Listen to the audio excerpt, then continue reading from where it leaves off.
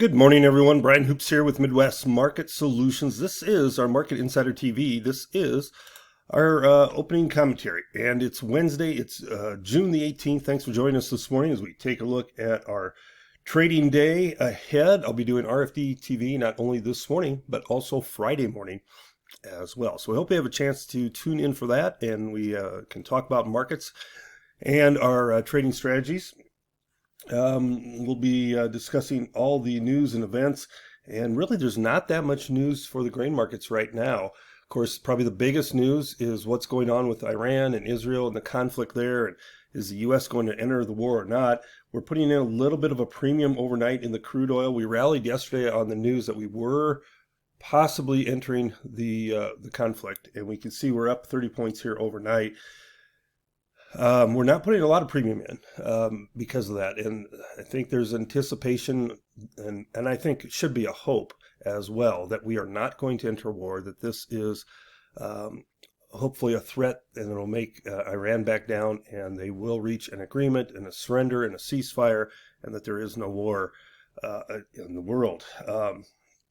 So we are seeing a little premium being put in, but not much here for crude oil. Stock market is slightly firmer as well. We're seeing slight gains there, but again, not major moves this week and this today. We're just trading close to that 59 area, the 59.22 area we've been bouncing off of, and we are a little bit firmer than that this morning after testing it the last several days. Dollar index is weaker, crude oil's firmer along with nat gas, and in the overnight we have corn mixed, half lower again in July. D's up a penny a quarter, beans sitting back after some strong gains yesterday. Notice where November beans are trading, 1066. I'll talk about this on TV again here this morning about why these beans are stronger in my opinion, and why we're into these price levels. Meanwhile, wheat is just a little bit firmer here, 2 to 3 cents higher as we start our morning session. All right, so let's get into our presentation here this morning. Follow us on Twitter, Midwest Markets, and at Brian Hoops. You can sign up for our newsletters. That includes this video series, our daily newsletter, our closing commentary, weekly newsletter, and all our TV appearances that will be emailed directly to you so you don't miss out on anything. Visit our website, MidwestMarketSolutions.com, to do that. Sign up for our text service while you're there, and be up to date on latest market moving information. All right, so let's talk about weather here. Weather maps continue to call for nearly ideal growing conditions across the Corn Belt. 6-10 day and the 8 to 14 days, both calling for above normal temps and precipitation. So we go into the end of June and the all-important stocks and acreage report on June the 30th. We're looking at very benign conditions across the Corn Belt. There's a few areas that need a little bit of rain. Some areas have had too much. But overall, it looks like by the maps here, areas that need rain are going to get some. Areas that have had too much rain are going to dry out a little bit. And it looks like a really beneficial crop producing forecast for corn, soybeans, and for winter wheat harvest into the end of June. That doesn't mean we can't have a weather rally. It just means we're kind of running out of time. We get past the 4th of July. There's can be hot and dry conditions, especially for soybeans, that could give us a rally.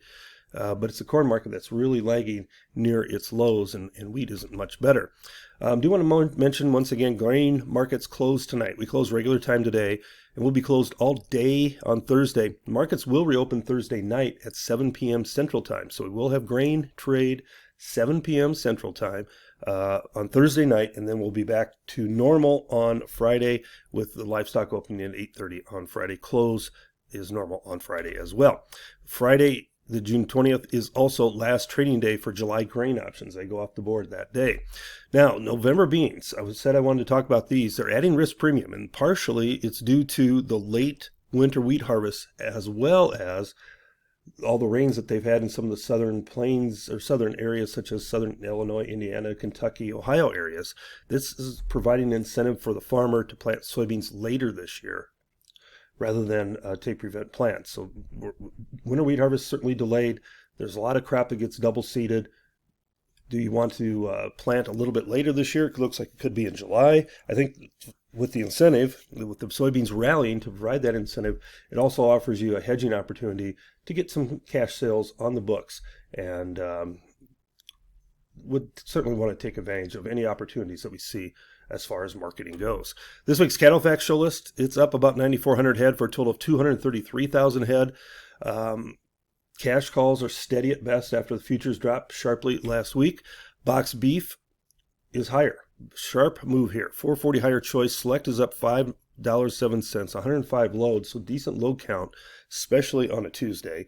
And this is helping packer margins. They're now about $74 in the red. And if we can hold the cash steady or even drop it $1, those margins will be healed pretty quickly. There was reports of a handful trade at $2.29 in Kansas. That'd be $1 lower than a week ago. Coming up on Friday, looks to be another friendly cattle and feed report on feed supplies. 98.9% placements, expect to come in about 94.1, markings at 90.7. Very friendly report, it looks like to me. Of course, the fear right now is if we do go to war, crude oil prices spike higher, inflation's going to really ramp up, and that's going to hurt the consumer pocketbook, especially for spending high-priced beef. So as we get past 4th of July holiday, we'll have the Father's Day grilling holiday, 4th of July grilling holiday past us. Then we start looking ahead to demand in the rest of the summer, and that will start to slow down, in my opinion. All right, I'm going to sign off and get ready for TV. Have a great day, good luck, and good trading.